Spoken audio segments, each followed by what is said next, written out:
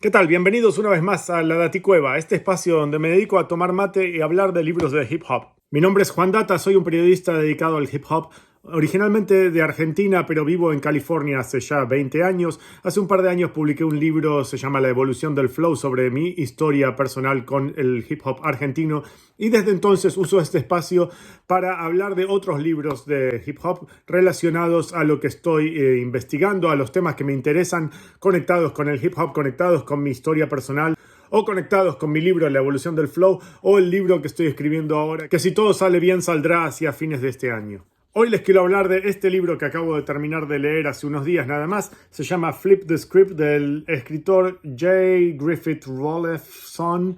Espero estar pronunciando el nombre correctamente. Y es un libro sobre el hip hop en Europa, European Hip Hop, pero escrito por un escritor estadounidense. No es un periodista, menos un periodista de música, viene del lado académico y de la musicología. Lo cual es diferente a la mayoría de los libros académicos sobre hip hop. Se ocupa del lado sociológico, antropológico del tema. Él viene del lado musicológico. Siendo un académico estadounidense, se fue a recorrer Europa y se quedó a vivir ahí eventualmente. Y durante ese tiempo escribió este libro en los años del 2005 en adelante, más o menos. Pero se ocupa básicamente de cubrir las escenas de Francia, Inglaterra, Alemania y un poquito de Irlanda. Según tengo entendido, el escritor actualmente es profesor en una universidad en Irlanda y por eso se da que habla de Irlanda en el epílogo del libro. Pero la mayoría del libro se ocupa de hablar de la escena hip hop de Francia, Alemania e Inglaterra.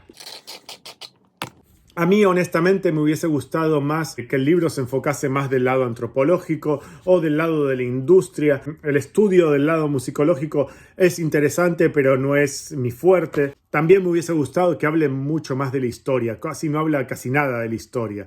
No habla de cómo el hip hop llega a Europa, que eso me hubiese interesado muchísimo más. Saber cómo el hip hop llega de Estados Unidos a Europa, cómo fue aceptado o rechazado originalmente y cómo de a poquito se fue abriendo camino y fue siendo aceptado, cómo fue evolucionando para alcanzar cierto carácter nacional en cada país, especialmente en Francia. Nosotros en Argentina en los años 90 éramos muy fanáticos del rap francés de esa época, la edad de oro del rap francés, y me fascinaría saber más de cómo llegó el rap francés a eso, a ese nivel de calidad y de producción y todo.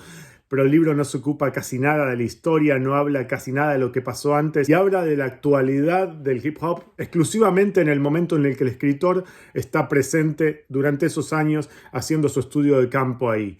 No habla del pasado. Entonces ahí ya de entrada es una falencia muy fuerte para mí personalmente con el libro. Eso no quiere decir que el libro sea malo, obviamente, simplemente que no me proporciona a mí lo que yo estaría necesitando, nada más.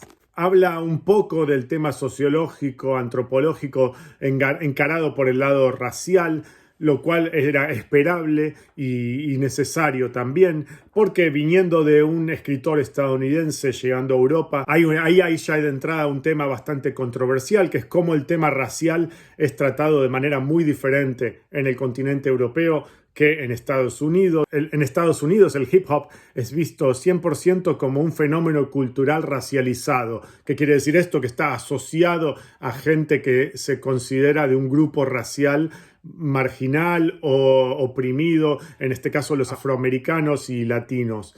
En Europa no se da de esa manera exactamente, aunque el hip hop en Europa también tiene mucha representación muy fuerte en los grupos de inmigrantes, ya sea de África o del Caribe, y en general de países que habían sido colonizados por los europeos y de donde llegan muchos de los inmigrantes a Europa, especialmente en las últimas décadas.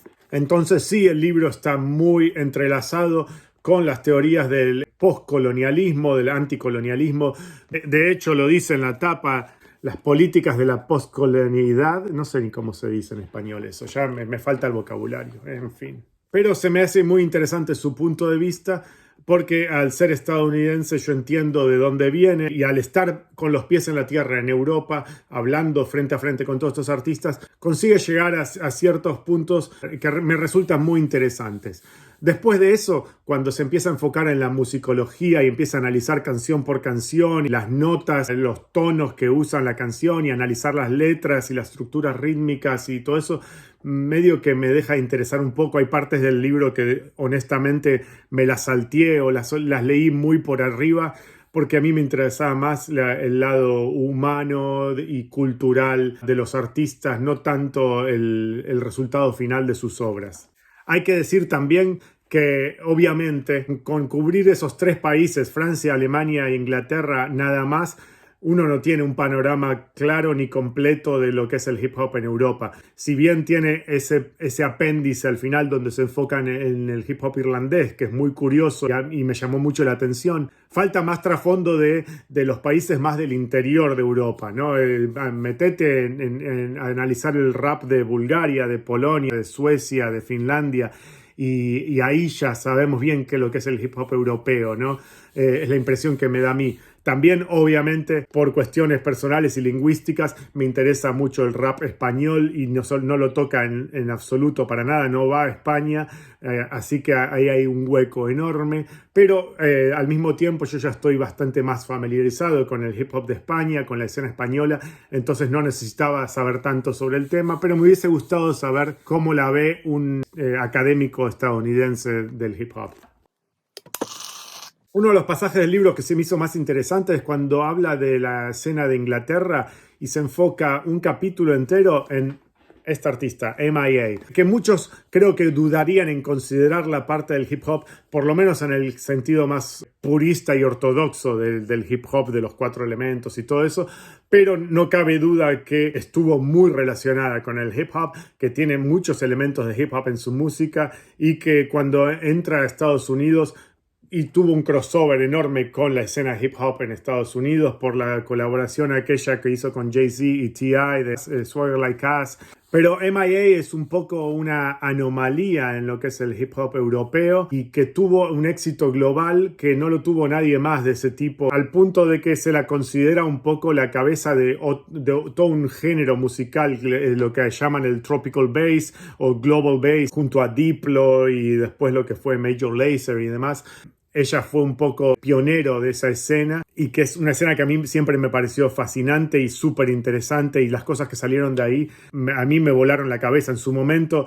Cuando yo escuché este álbum, Arular, del 2005 de M.I.A., para mí marcó un antes y un después. Yo creo que una vez que escuché ese disco no podía volver a escuchar hip hop tradicional, ortodoxo y boom bap y nada de eso, porque mi cabeza como que hizo clic y se sintonizó con otras cosas que estaban sucediendo así en los undergrounds globales, mezclando las raíces del hip hop con ritmos como el baile funk en Brasil, los ritmos de los Balcanes, la música bhangra de la India y la cumbia electrónica que está sucediendo en Latinoamérica, y todo eso del tropical bass junto a esa melange de collage tercermundista globalizado. Medio que mi atención se fue para ese lado y todo sucedió después de que escuché este álbum, que lo escuché apenas salió. De hecho, yo estuve cuando ella lo vino a presentar a Estados Unidos, que hizo una presentación en vivo en una disquería que había como mucho 50 personas. Yo era uno de esos y estaba alucinado con esta chica y lo que estaba haciendo en ese momento, ¿no? Entonces, la parte del libro que se enfoca a hablar mucho de ella y del fenómeno, de lo que significó este álbum, de hecho analiza el álbum canción por canción, esa parte del libro me gustó mucho, la leí con mucho detalle.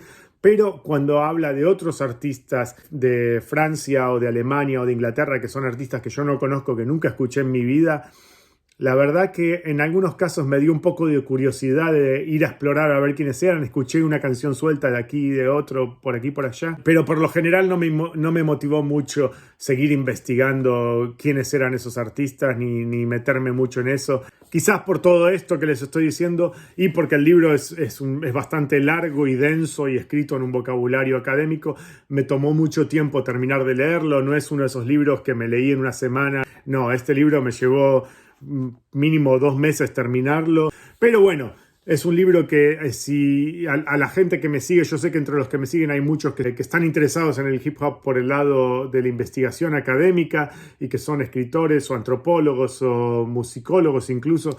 Este libro se los recomiendo para todos ellos, para el público general, para el fan del rap, para el oyente casual del rap europeo. No agrega nada, no creo que les vaya a interesar en lo más mínimo, pero eso no le quita mérito, como digo normalmente acá. Me voy despidiendo y sigo leyendo y compartiendo información sobre hip hop en este canal. Gracias a toda la gente que se sumó recientemente. Sigan compartiendo y comentando en mis videos, ya sea acá o en mi canal de YouTube, donde sea que estén viendo esto, porque esto lo estoy haciendo primero para Instagram, después para YouTube. Pero bueno, hasta la próxima y seguimos en contacto. Hasta luego.